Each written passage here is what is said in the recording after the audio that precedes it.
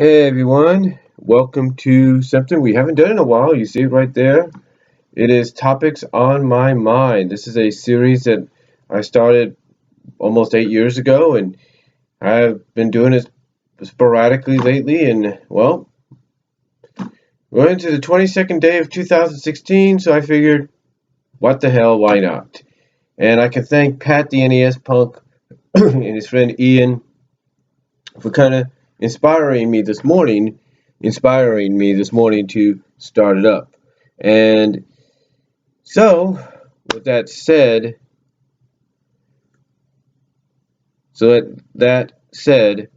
let's go into the first topic. All right, the first topic is something that really I never thought I'd hear Pat or Ian say on the CU podcast videos that you can see at Pat the NES Punk's YouTube channel. And CU podcast is basically completely unnecessary podcast. That's what it stands for. But again, this is something I didn't see before, and you can see it right here. I'm not going to call it by its name. I'm just going to call it by PH. But apparently, PH, according to what Pat and Ian talked about, PH apparently did a list of the top 10 or 15 top. I guess they did, and someone else did a list of the top 15. Basically the top 10 or 15 countries and ways you could watch really triple X mature material, if you catch my drift. Basically it was a top, basically it was basically it was stats that they gathered over the past year, for basically 2015. And basically the stats consisted of the top countries that watched the triple X mature material. It was the top countries, who was number one. Apparently United States was number one when it came to watching or being basically triple X rated material being viewed or searched or something like that. The U.S. apparently came in second, I think, behind the Philippines when it came to most times time duration being viewed. Apparently the Philippines has it clocked in at almost 13 minutes. We have it just under or around 9 minutes, according to these stats that PH has gathered.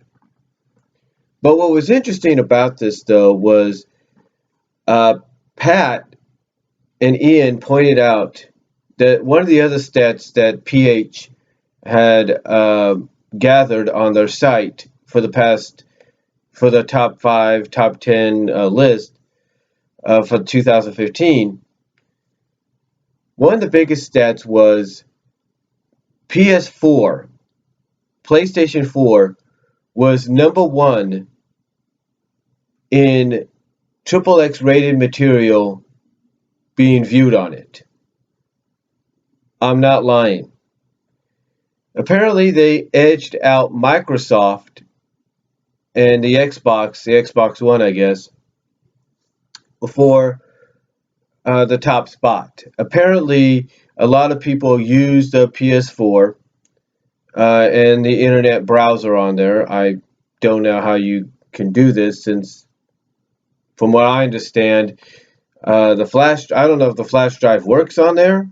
It probably does, because the last time I tried to watch a video, non-mature, not regular video, a very regular video, if you will, on a browser, was with the Xbox 360, and nothing happened. So I don't know if they improved that on the PS4 and the Xbox One. But anyway, apparently the PS4 is used probably more so now than the Xbox One by Microsoft to view triple X rated material, according to the stats that PH, from what Pat and Ian discussed were revealed. Now, with that said, though, one of the things also that caught their eyes, or at least caught Pat's eyes,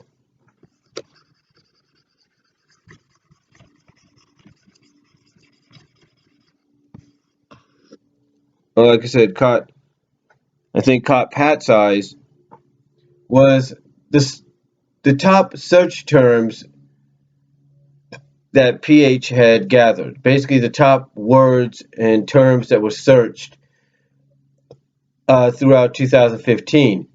And the one that surprised Pat was giantist. And below it was stepmom at number 2 and cartoons, I think, at number 3, or reverse, cartoons at number 2, stepmom at number 3, or something like that. But anyway, I'm sure Pat probably already researched this just out of curiosity. But in case he didn't, and in case some people don't know what he's talking about, from what I've been told, and from what I've researched myself, just to see what the heck this means, throughout my past several years on the internet, and that's a long time if you know what I mean. Giantess does not stand for Amazon. It's not just standing for Amazon. No. Giantess, as far as the term goes, stands for basically giant women, in basically fictional giant women. That's what they mean.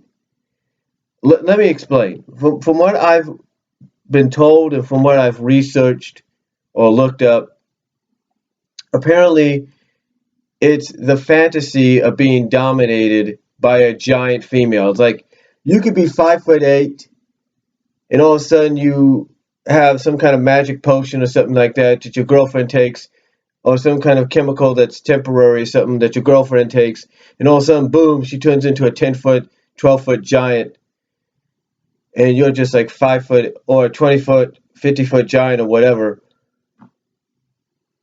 and she is just freaking towering over you, and now you have this fantasy, you get to explore her body like never before. So let's say you're 5'8", I'm about 5'8", or 5'4", whatever, and your girlfriend suddenly gets this potion or whatever, and she grows to almost 20 feet tall, or 50 feet. Think along the lines of Attack of the 50-Foot Woman size. The main character, protagonist, antagonist, whatever she is, pro-antagonist, we'll put it that way, grows to 50 foot tall. Think of her that way. Think of yourself as the people, as the people that are trying to help her, and kind of put yourself in their position. And that's basically what the term giantess, from what I understand, from what I was told, and from what I looked up, means. Yeah, it could also stand for Amazon. No, I'm not for Amazon-like women. I'm not saying that, but giantess, Pat, if you're listening, and I enjoy watching your videos, I really do, and your podcast, you and Ian do a great job. But basically, that's what the term giantess means, Pat. Basically, think Attack of the 50-Foot Woman giantess, and you'll get the idea. But I thought I'd just kind of talk about that first topic in response to what they had to say. Okay, the next topic I have on my mind, here for 2006, here on the first TOMM, if I guess you can call it, of 2016, is something that I've been wanting to address, but I don't want to take too much time up on it. Recently, myself, and I'm sure a lot of you out there, have been dealing with these commenters, these people that leave comments on your videos in your channels that are not too kind. And like me, you may have found a way to make sure that whatever they comment on is either appropriate, because if it's not, then it's not going to be seen. So anyway, a lot of people, well, not a lot of people, but I'm sure some people that may be new here on YouTube, Daily Motion, Vimeo, wherever, are probably wondering why there are, why these people are saying, who are these people that are coming out and saying these things about them? I've had people come to me and tell me to grow up, call me a fur fag, if you will, which is not true. I, as God is my witness, it is not true. Um, you just, they're probably wondering why people are coming out and saying this stuff to people like me, maybe saying similar stuff to them, and in retort to what they talk about or what they're interested in. And they're probably wondering, who are these people? Well, I'll tell you who I think they are, and it's my opinion. And again, I don't want to take too much time. I think they're teenagers.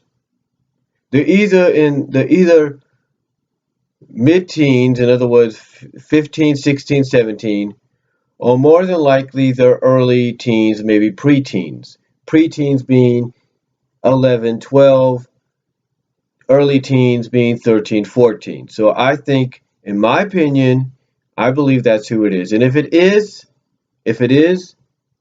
again, my opinion on it, if it is, then they're the ones that need to start growing up. I mean, I get and understand, with all due respect, I get and understand that maybe they don't understand why we're fans. Why I'm a fan of the Sonic franchise, or why I'm a fan of this or that, or why other people are the same way. I get and understand, with all due respect, that maybe they don't get and understand that fact, because they didn't grow up at a time I did. I grew up from in the eight throughout. I was born in 1979, so I grew up in the later half of '79, the last year of the last year of the decades, the last.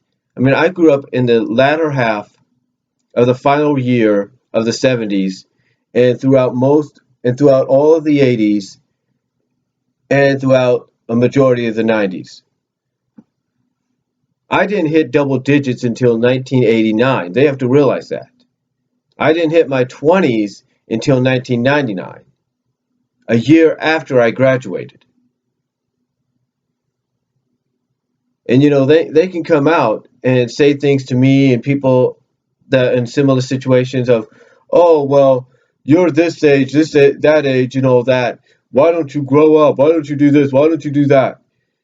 And again, if it is young kids, young teens, whatever, I can understand and respect the fact that you guys probably don't understand why, because you didn't grow up in that. You didn't grow up in that time. You didn't grow up at a time where we were able to enjoy this kind of stuff. Where we, looking back on it now, have more of an appreciation for it. Where we now, let's say, if we're reading a comic book like Sonic the Hedgehog, we want more out of it. We want the comic to kind of be more of what we were used to. Sort of like with Transformers, when we see the Michael Bay films and all that. Yeah, they're good. I think they're okay. But to each their own. But I can understand why a lot of people want it to be similar to Generation 1, because that's what myself and a lot of them grew up on. So, again, I can understand, with all due respect, why some of this younger generation, if it comes out and says this stuff to us, because they don't get it. They don't understand it. They don't understand what it was like to grow up in the 80s and the 90s. I'm just saying. But my personal thoughts are, because this is on this topic, is I believe, in my personal opinion, I could be wrong, and Lord forgive me if I am wrong, that I think that the comments that I get and people like me that are in a similar situation that they get are from a younger generation.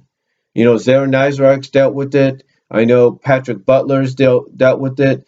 I know Frank Hill's dealt with it. I know Jaime Tude's dealt with it. Heck, Matt Burnett, Animat, if you will, deals with it. I'm not joking. Animat himself, he deals with it.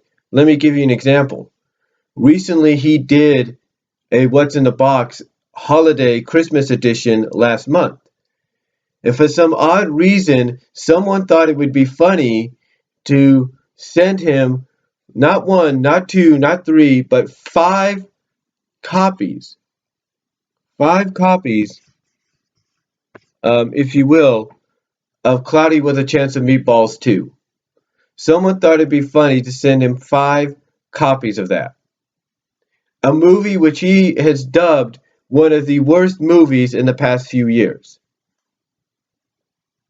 And it's not just that either. It's probably the same person probably sent him, the same person, I'm assuming it's the same person before this, sent him copy after copy after copy of the Video Barcado Ratatouille. I'm not lying. Go back and watch his videos. And when I see stuff like that, I look at it as being very similar to the people that comment to people like me, make the comments that they do to people like me and others out there. It's the fact that they think we need to get out of this stuff and take on more grown up activities. Well, let me explain something to a lot of you guys. I am a grown up. It doesn't mean I can't like something that I used to be a fan of. You know, you take a look at MLP FIM. There's a lot of fans, men and women, that grew up with the original Generation 1 in the 80s of My Little Pony that are fans of the newer one right now. So, and I'm sure they come under the same kind of scrutiny as well. But that's because some people this younger generation, which I'm assuming it is, doesn't understand and doesn't get it. They didn't live in that time period like we did. They didn't grow up in the 90s like Matt did. So to me, that's who I believe, in my opinion, and again, Lord forgive me if I'm wrong, that's who I believe is behind some of these comments. That gets targeted towards me, targeted towards people, to those of you that are listening. That's why people like Matt end up having people send him various copies of movies that he just doesn't like, doesn't care for, doesn't want. It's because they don't understand. They don't get it unless they lived in that time period. Unless they lived in that time period, they'll never understand.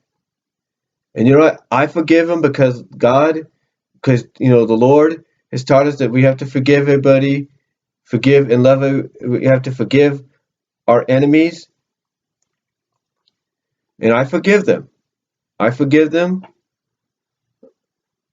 I'm a born again Christian, and again, the Lord has taught us that we have to love and forgive our enemies, and I forgive them for doing these things, but they have to understand this is what I grew up on. They may not understand it because they didn't live in that generation. I did. So did anybody else that's dealing with a similar situation. So that's just what I wanted to get off of my mind with this topic. So on to the next one. All right, next topic. It might be a little bit surprising for you guys, but with the talk of the fact that DC is now going to enter the cinematic universe genre, if you will, with their multiverse. I guess that's what they're calling the DC multiverse. I guess that's what they're calling it. A series of movies.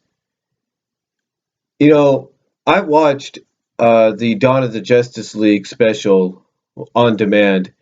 I actually recorded it I didn't DVR it. I DVD recorded it. But anyway, I watched it. I thought it was good. And yes, I will admit that I think it was primarily Warner Brothers' delayed answer to Marvel's special that they did last year. Marvel through ABC did a similar primetime special as we were getting towards the premiere of Avengers: Age of Ultron. They did a similar special, and now um, DC through Warner Brothers and the CW did a similar one as well a few nights ago with Dawn of the Justice League, because we're getting close, a few months away, but we are getting close to Batman v Superman: Dawn of Justice.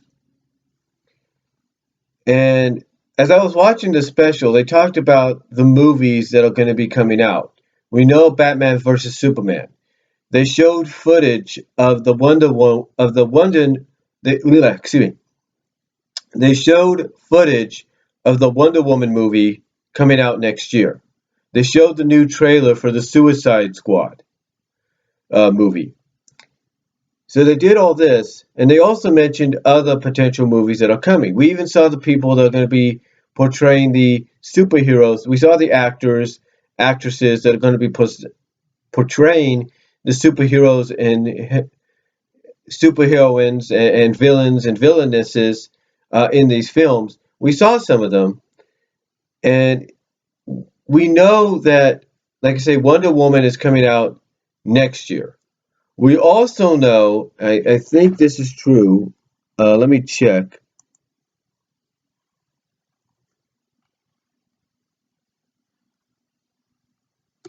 Let me check here.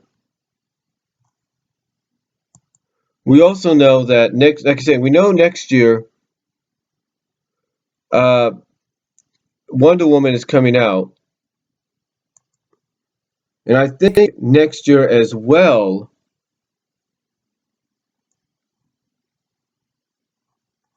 I think next year as well. Okay, Wikipedia calls the DC Cinematic Universe the Extended Universe, the DCEU, or as they call it, the according to some of the toys that are being sold now, because we are selling the Batman. Because a lot of places, including my job, are now selling the Batman versus Superman movie toys. So okay, so here's what I get here. I'm looking this up on Wikipedia.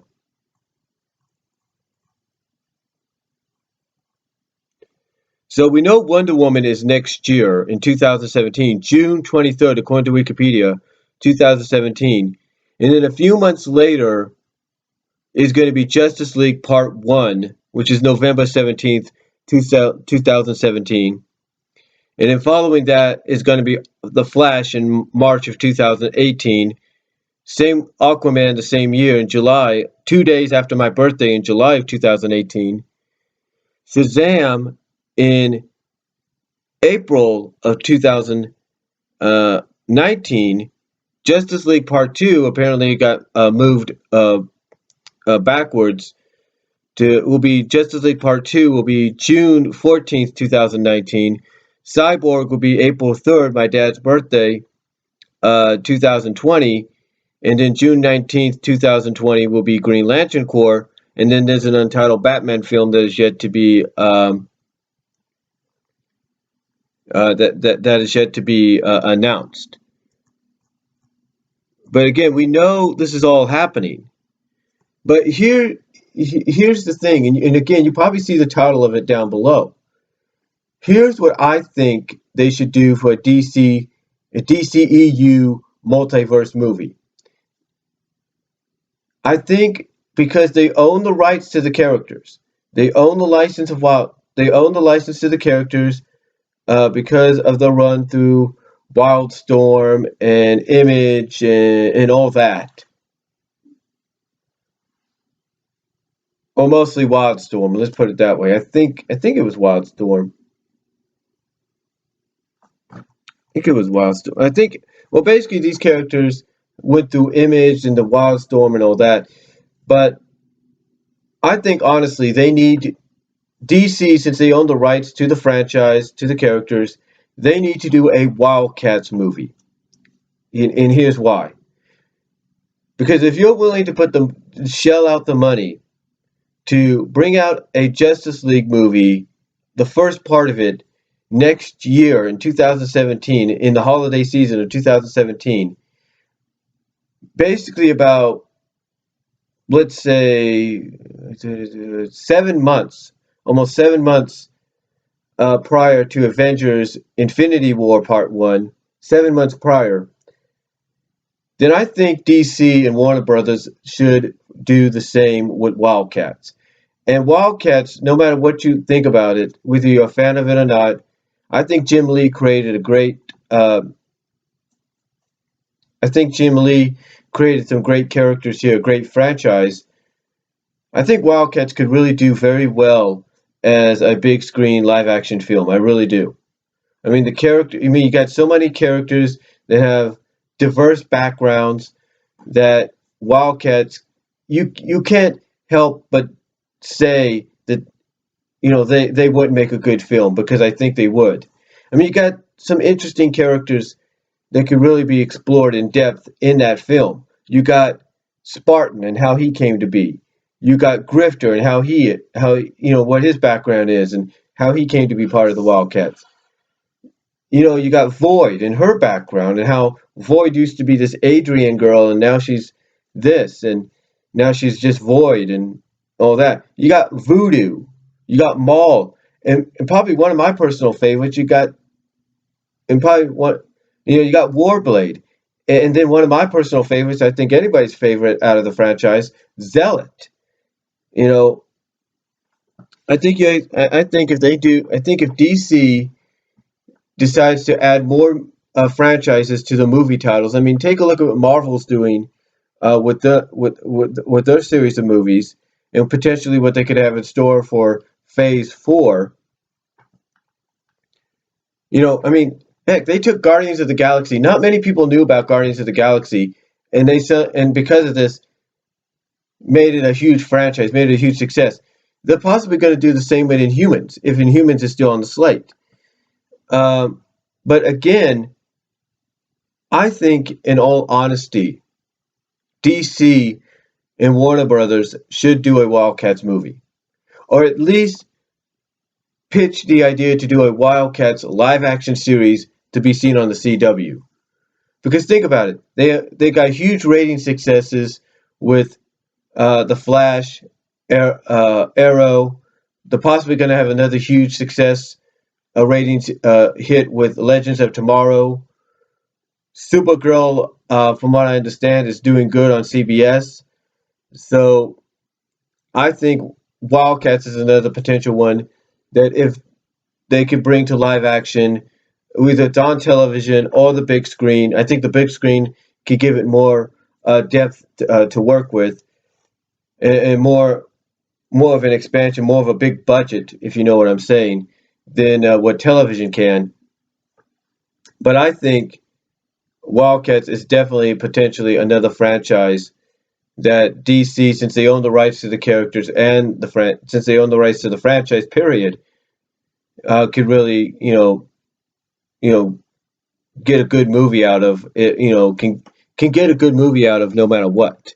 And I think whether you like the guy or not, I think Zack Snyder would be a good choice to, you know, head the production for that movie if they decide to take Wildcats to the big screen, or heck, even make him like an associate director or producer if you decide to bring it to the small screen instead. But to me, potentially, to end this in conclusion, DC, Warner Brothers, you own the rights. DC Comics, you own the rights to the franchise. Make a Wildcats movie happen. There's a lot of fans listening to this right now that would agree that needs to happen. Okay, next topic. I'm pretty sure it's something a lot of you have heard about already. Apparently, the job I work for, Walmart, is closing up shop in several areas. The news actually is a majority of what the closing and kind of opening in the places is the Walmart Expresses. The Walmart Expresses, in case some of you don't know, are basically is basically Walmart's answer to the convenience stores. They are basically the answer to the to things like, let's say, okay, for some of you that may live here in California, and you in the Central Valley, they're basically essentially the answer to, let's say, a costless. That's what Walmart Express was. They're essentially the answer to something like a cost less and a mini mart. That's basically what they were. And from a video I saw on YouTube, basically they have the same items they sell at regular Walmarts and stuff, divided into different aisles. It's not like, oh, you walk around the store and everything, and here's this department, you go in this direction, there's that department, and all that. No, instead, it's basically different aisles. So as soon as you go into the store, and this was a YouTube video of a Walmart Express in Chicago, it's like as soon as you go in, you get your cart, you just go straight down. There's like the dairy aisle, there's the milk and all that. Then you turn, you go down another aisle, turn to go another aisle. Da, da, da. You kind of get the idea. It's basically like I say, it's like a Walmart's equivalent of a small Trader Joe's store or a small costless store or something like that. So basically, they, along with several neighborhood markets, which is basically the Walmart equivalent of a supermarket, basically a grocery store, and some, I think I counted about two or three super centers, and probably just as many Sam's Clubs are closing down. And the reason I understand, because somebody that used to work as an assistant manager at my store told his son this, or at least informed his son of why this was happening, is basically because, from what he can gather, it's so they can merge everything together into one location or one region. Basically, get one person in charge of everything in one region. So, so basically, what that means is, just because these stores are closing, it doesn't mean those involved. Well, yeah, it does mean some people are going to be losing their jobs, and that's awful, and that's awful and everything. But some of them might even. I don't think they discussed this, because the news is always about, oh, because of this, a lot of people are going to lose their jobs. They're going to be laid off. Da, da, da. Yeah, that might be true. Some people, and it is a shame that some people might have to be laid off because of this. I know from experience what it's like to be part of a franchise store. I was part of Food for Less in Lawrence, Kansas. It was right across the street from where I lived, so it was just like a walk, just like a minute or two walk, 5 minute, not even a 5 minute walk, about 3 4 minute. But I'd say about a 5 minute walk, because I lived on the third floor, so I had to go down the stairs, go down the elevator, and go to it. Um, but I would say less than that sometimes. I'd say mostly a 2 to 3 minute walk. But anyway, I know what it's like to lose a job when your store is going out of business. I worked for Food for Less for just about a year when we got word that we were closing down. And you know, I decided, what, instead of being there towards the end, I'm just gonna leave. I just said, what, I'm not gonna deal with it, because I was crying. Honestly, I was crying the day the night we got word. And basically, a lot of us that were working and a lot of us that were off that night. I was off that night. Were asked to come in for a meeting in the back, and basically what we were told was we were closing down, and it hit me. I was sad. I was crying. I didn't like it. So instead of dealing with the heartache, I should say, of going back there and being there for the last day as they shut the doors, I just said, you know what? I put my hands up and said, no, that's it. I'm done. So anyway, I understand, and again, I know, and again, so I understand, and again, it's a shame that this is happening. It's wrong that it's happening, but honestly, though, I don't think I don't think a majority of the people that work at these expresses or these neighborhood markets or these Sam's Clubs or these other super centers, I don't think necessarily they're losing their jobs. I really don't. Las Vegas, for example, has to have more than one super center. We should know that, right? So I think whoever so I think whoever works at that super center, they're going to get sent over to the other super center. That's what I believe. That's what I believe. And we all know that not all the neighborhood markets are closing. We know that. So if they don't have room at a super center, they're probably going to send the people to a neighborhood market or to a Sam's Club. That are still running and open. But again, the reason I can understand, from what I heard, is basically they want to gather all the regions to gather get people in charge of certain regions to where it's not so spread out, and there's one person in charge. There's one regional manager basically in charge of one region instead of separate regional managers in charge of this and that. So again, though, that's basically what I understand from it. And again, it is a shame, but I honestly believe. I honestly believe God's gonna provide them with continuing with I honestly believe God's going to provide them with them continuously working for Walmart. I believe He will. Um, Basically, I think God's going to have them allow them to be transferred to the super centers that will remain open, to the neighborhood markets that will remain open, to the Sam's Clubs that are going to remain open, as well as to maybe even some of the Walmart Expresses that might remain open, as well as maybe to some of the regular Walmarts that will be open. So I think, and maybe even some of the Amigos as well. I think that's another store that was being talked about being closed as well.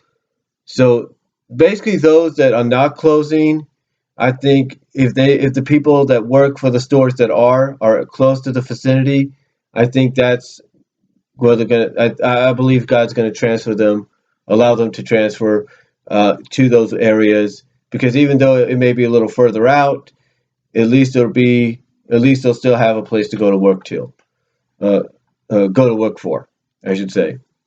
But yeah, the stores unfortunately are closing.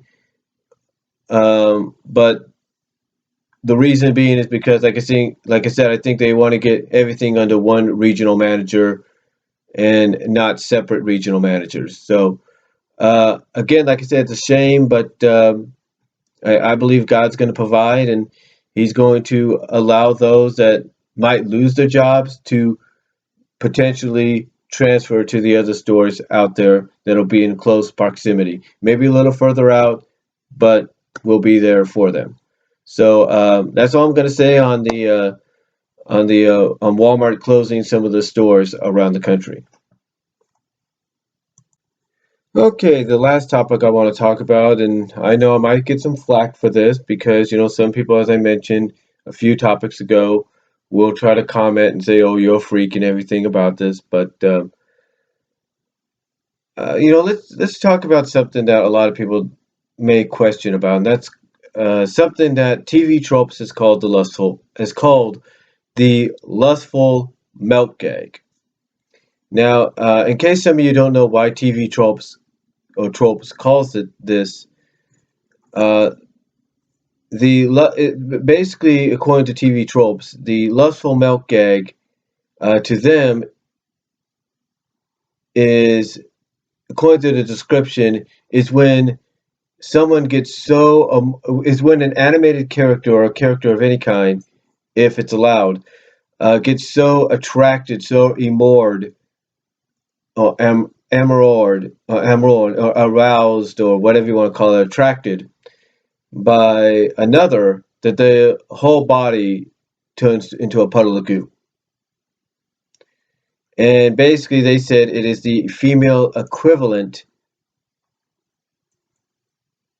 it's the female equivalent of what they call for males something rises. Let's just put it like that.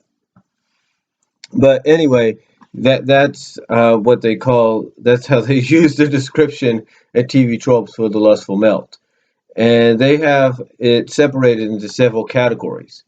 They have comic stripped, which actually has something. I think it's Nami. It's a Nami, not the Nami in One Piece, but a different Nami. Uh, they mention it happening in the Lizzie McGuire movie. They mention it being a reasoning for reproduction in a novel. I'm not lying about that. And of course, they have a whole Western animation. They got a whole list of where you could find it through animation, Western animation and stuff. But here's the thing. You know, we have several new animated shows out there right now. Some are good, some are not. And I don't know if Disney's Mickey Mouse, which is basically the more kind of I would say more the I wouldn't say Spunko inspired version of Mickey, but more the edgier Mickey Mouse, if you will. That's kind of a take. That's a modern take with the classic, 20s, 30s designs of Mickey in the Friends. Um, but anyway, I don't know if the lustful milk gag was ever in there over the past two seasons, and I don't know if there's going to be a third season and if it's going to be there. But I think if they are going to do more episodes, more shorts, if you will, uh, I potentially believe that it's going to show up in there. It's going to show up in one of those shorts, and it's going to involve Minnie Mouse. That's for a fact. If it's one that's being done for Valentine's Day, I wouldn't be surprised if it happens there. I won't be. But I do believe that if the Disney Mickey Mouse cartoon shorts that are more, like I said, more kind of edgier in a sense, if you will, more risk taking, if you will. I think if it does show up in another in the new in some of the newer episodes, if they're being made, then I believe it's going to happen to Minnie Mouse. I really do. And I know some of you might say, "Well, that's just you, and it's not you. That's just you fantasizing and all that, and hoping and hoping and hoping." Well, yeah, it is, but I think just the way this, because I've watched some of the shorts, I have, and I think they're funny. It may be, I mean, the Disney Mickey Mouse shorts, like I said, I've seen some of them, and they might be a little unusual, if you will, but as far as the design goes, because like I say, like I said, they're kind of a mixture of the modern design, the kind of a mixture of the modern designs with the classic looks of the 30s, of the 20s, 30s, and early 40s. So, to me, honestly, I've watched, like I said, I've watched some of the episodes and uh, of some of the shorts, I should say, and I thought some of them were funny. I really did. I mean, Frank Hill, he sent me the complete first season on DVD. So, so do I believe it's going to happen if new episodes are produced? Absolutely. And do I think it's going to happen to Minnie Mouse? Absolutely. And I'm not just saying that because I want it to happen. I just feel it's going to happen. It probably will happen to her because she's the most logical choice for it to happen to. If it happens to Daisy, it happens to Daisy. Uh, where else do I think it's going to happen? Honestly, I think it's still going to happen maybe in My Little Pony Friendship is Magic. I mean, heck, you had a freaking episode this past season, or this past current season, if you will, where Twilight, at the end of the episode, she's so excited of keeping a secret for so long that she ends up popping apart. She ends up falling apart. And and to me, it's like, okay, we didn't see that. And to me, when I heard about that happening, and I saw some of the YouTube clips on it, I was like, okay, that's something that usually happens in a more in more of an that's usually something that happens more in a Animaniacs Tiny Toons like setting, not MLPFIM. So I believe whether it's the upcoming season or not, I think FIM, My Little Pony, Friendship is Magic, is going to have the lustful milk egg. I really do. I would guess it's going to be between Pinky and I think it's going to. I think honestly, if it happens, it's going to happen between Rarity. It's going to happen between Pinky. That's who I think is going to happen between the two. Um, the other place I think it could happen. I just had it on the tip of my tongue here. Uh, Besides those two,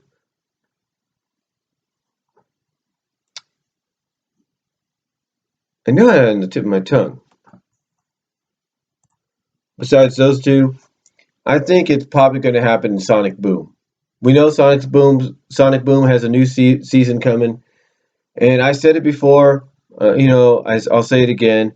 They're trying to be more of a toony version of Sonic, more slapstick and all that. I think it's going to happen there too, eventually. And I think it's going to happen between either Amy Rose, which is a likely candidate, or Percy, who's a not so likely candidate, but potentially is there as well. So, and it might even happen to it might even happen to Styx. Styx is so crazy, more of the tunified, more of the toony of them all at times.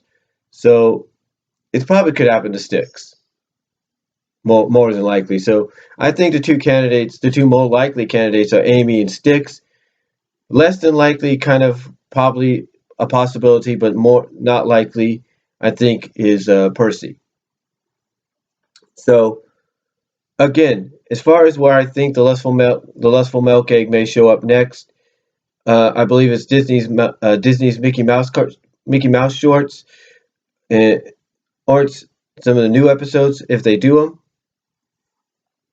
Uh, My Little Pony Friendship is Magic with between Rarity and Pinky, and probably in the following season,